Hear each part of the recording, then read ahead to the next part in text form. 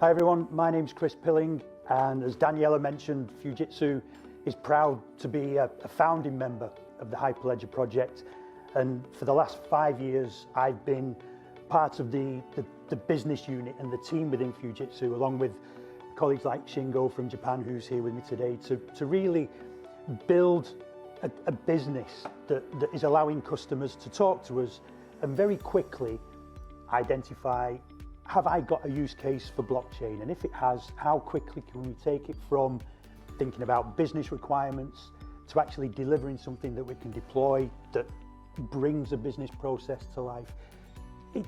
Very much with a focus because of the blockchain element, with an ecosystem or a consortium feel and business architecture to it. So that's me. For me, if I think about the state of the world or the state of the industry now, one big thing I'm noticing is, whereas previously we'd sit down with the customer and they'd bring a list of technical requirements, we sit down with customers now, and Melanie really touched on many points around this.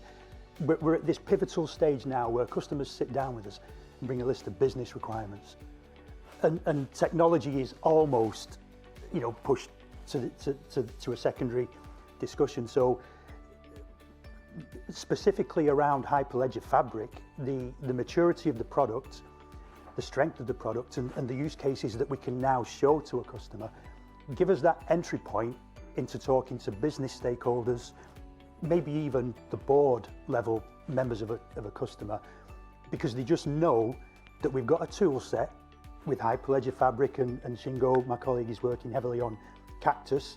We've got this tool set that just lets us focus very precisely on business requirements, and because of as I say, the Hyperledger Fabric momentum is giving us that opportunity, and that for me is a really pivotal in terms of the state of the industry.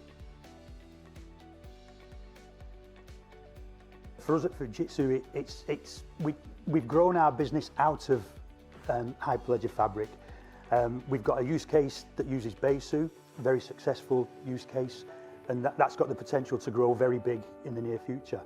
My colleague Shingo is focused heavily on Cactus. We've got a project signed now, we've got a real life project underway where we're going to use Cactus to allow interoperability between different chains of course, for a really exciting microfinancing project with a global footprint through our botanical water customer. So we're really looking at the wider portfolio of Hyperledger. I'm personally very focused on some SSI type use cases for UK government, and that automatically brings an opportunity for Indie and that little ecosystem around Indie for SSI use cases. So we're really looking to use as much of the portfolio as we can. The biggest challenge we face in terms of project deployment or project envisioning is the integration. And the moment that I say to a customer, what are we integrating with? You sometimes even get maybe even a blank expression. What do you mean integrate? And one of our mantras at Fujitsu is, as Robert said, blockchain is never a standalone solution. It's never a standalone entity. And that's when you get into the real nitty-gritty of, where you need to integrate with this and that. And sometimes the answer is we don't know what we need to integrate with. We know we've got this data somewhere, and that's where the real kind of hard work starts. And for me, with that crystal ball view, is that we'll even maybe get to a point in the near future where we stop identifying or talking specifically about the blockchain, because it's become so integrated into the ecosystem. We get to a point where people will say, well, of course we use blockchain. How else would we record transactions?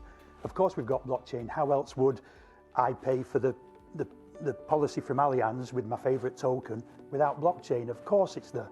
And we get to that point where it's just so embedded that we stop talking about it. It just exists because it needs to exist. That's what I'm hoping for in the very near future.